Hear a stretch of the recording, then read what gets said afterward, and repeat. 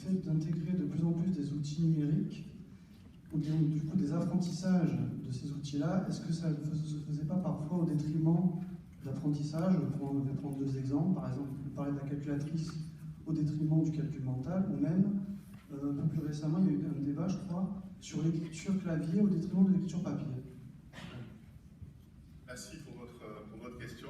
C'est une question qui est beaucoup moins facile qu'elle en a l'air.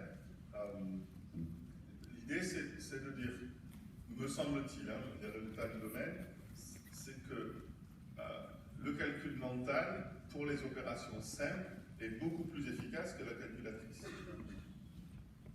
La calculatrice, elle n'est pas là pour compenser des déficits dans le domaine du calcul mental, elle est utile pour des activités de résolution de problèmes au cours desquelles il y a des calculs complexes à réaliser.